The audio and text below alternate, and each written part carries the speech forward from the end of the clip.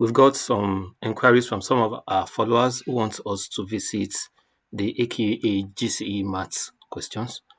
We will walk you through our mind map on how to solve them. The good thing is you can apply this solution to any course.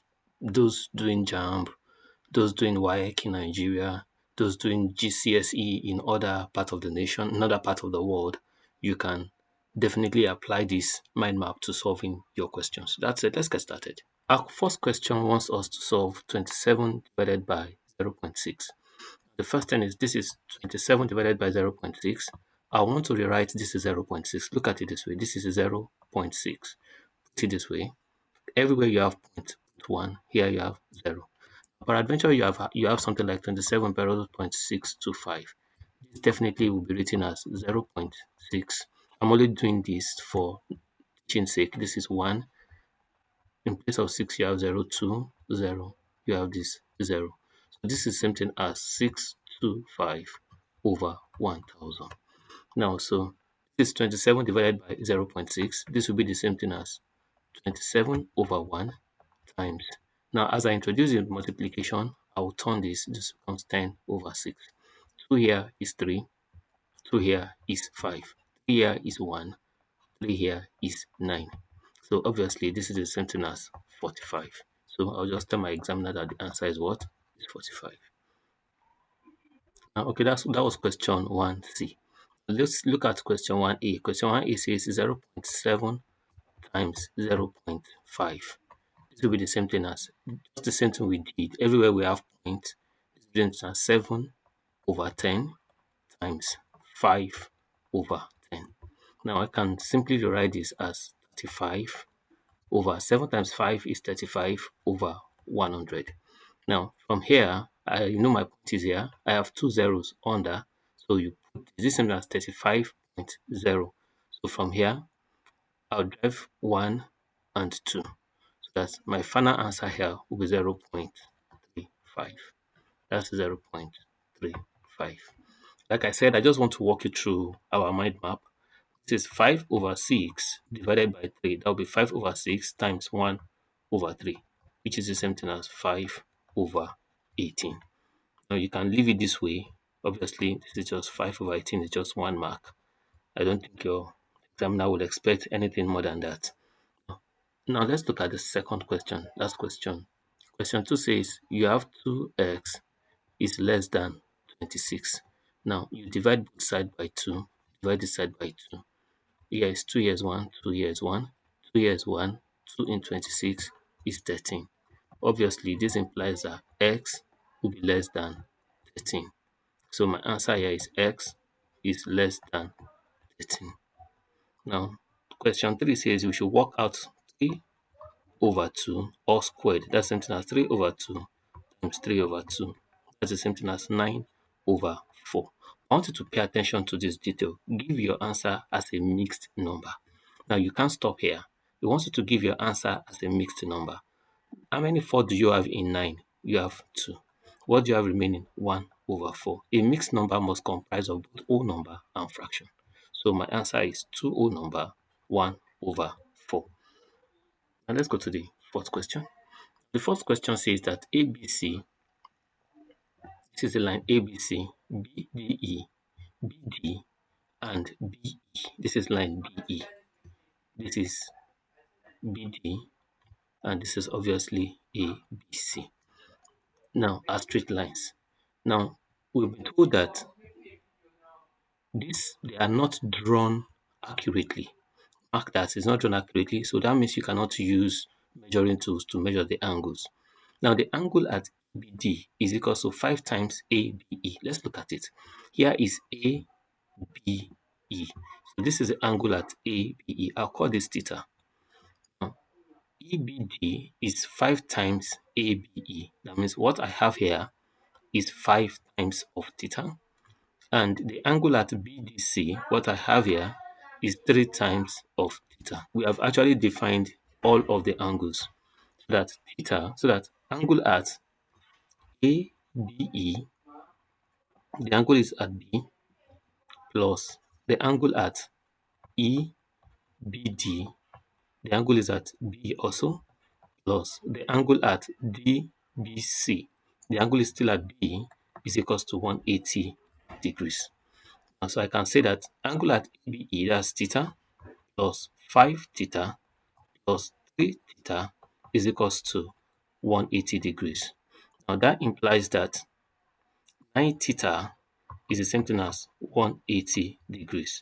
That implies that theta itself will be 180. Theta will be equals to 180 divided by 9, which is equals to 20 degrees. Now, if theta is equals to 20 degrees, we're asked to work out EBD, that's 5 theta, so that EBD, angle at B, will be equals to 5 theta, which is equals to 5 into 20. That's equals to 100 degrees. The fifth question. Now, the fifth question says two prime numbers, are multiplied together. The answer is an even number between 50 and 60. Now, the answer is an even number between 50 and 60. Complete the calculation. Now, if you look at this question very well, we have two prime numbers. A prime number is a number that can only be divided by itself and 1. Now, we've been given that the answer is an even number. Now, what we should have here should be an even number. That means it should be divided by 2. That tells me that one of the prime number is going to be 2. I can put 2 there. And my answer is going to be between 50 and 60 and is an even number. Let's measure them. Now, all the numbers between 50 and 60, we have 15, 52, 54, 56. Those are all the even number, 58, and 60 itself. Now, which of them will have factors that will be 2 and a particular number? So what I'll do is I'll divide each of these by 2. 50 divided by 2 is 25. 25 is not a prime number. 52 divided by 2 is 30. That's 27. No, sorry. 52. 5 here is 2. 5 here will be 6. That's 26. 26 is not a prime number. 54 divided by 2, that's 27. Is actually not a prime number. 56 divided by 2, that's 28. 28 is not a prime number. 58. 58 divided by 2 is 29. Here I'll have 29. That's a prime number. And here I'll have 58. So my answer is 58. Now let's look at the sixth question. The sixth question says Andrew and Bruce share some amount of money in the ratio 5 to 6. Bruce gets 96 pounds. Andrew gives Carl 1 over 4 of his share, and Bruce gives Carl 2 over 3 of his share. They are both generous people. How much money does Carl receive?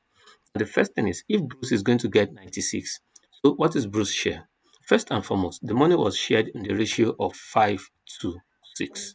That means out of every 11, Bruce gets 6.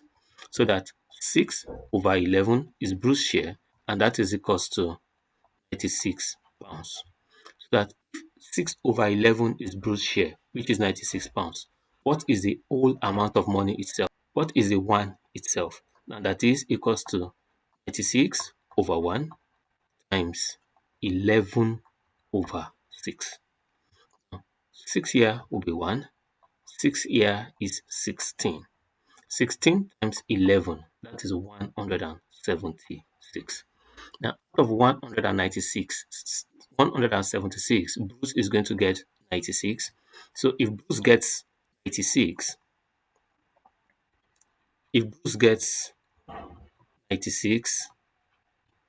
then Andrew should get 176 minus 96, 80. Andrew gets 80.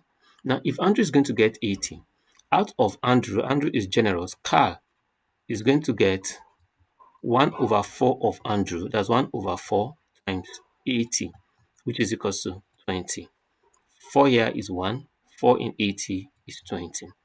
And Carl again is going to get, out of Bruce 2 over 3, Carl is going to get 2 over 3 times 96. 3 here is 1. 3 here is 32, which is equals to 64. Now, the total that Carl would obviously get will be summing up 20 plus 64, which is equals to 84. So Joel is going to get 84 at last. Now, let's see the seventh question. The seventh question wants us to solve this indices, which says 2 raised to power a times 3 times 5 raised to power 2 is equals to 600. Now we divide both sides. Since we're solving for a, I want us to just divide both sides by 3 times 5 raised to power 2. It cancels this. And divide this side also by 3 times 5 raised to power 2 is the same thing as 5 times 5. 5 here is 1. 5 here is 120. 5 here again is 1. 5 here is 24. 3 here is 1. 3 here is 8. So that 2 raised to power a will be the same thing as 8, which is the same thing as 2 raised to power 3. Now, since the base are equal, obviously I know that my a will be equals to 3. A is equals to 3. Now, let's see the eighth question. Question 8 simply wants us to simplify this, but if you look at this question, I'll show you what your examiner really wants to test here. 5 times 3 is 15, that's 15x in expanding. 5 times 4 is 20. Now look at this, 2 times minus, there's a negative sign here, times x, that's minus 2x. There's a negative sign here, this is what I think your examiner wants to test here. Minus 2 times minus 1 will become plus 2. So 15x plus minus 2x, that becomes 13x plus 22. So I can write this. There's an x here, sorry, there's an x here. Write this as 13x plus 20. Now let's see the. Now Erika tries to sketch this graph. The graph is a graph of y is equals to 1 over x. There are some unique properties you should be aware of from this sketch. The first thing is if y is equals to 1 over x, when x is equals to 0, y will be the same thing as 1 over 0, which will be equals to infinity. That means if at this curve should look this way, it should not touch.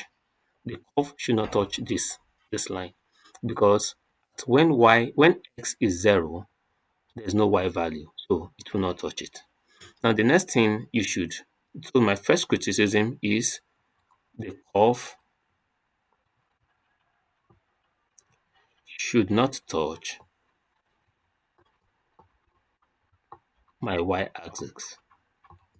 Now the next criticism I am actually saying here is at when x is equals to negative, when x is equals to 1 over minus x, my y value will ultimately be what? Be negative.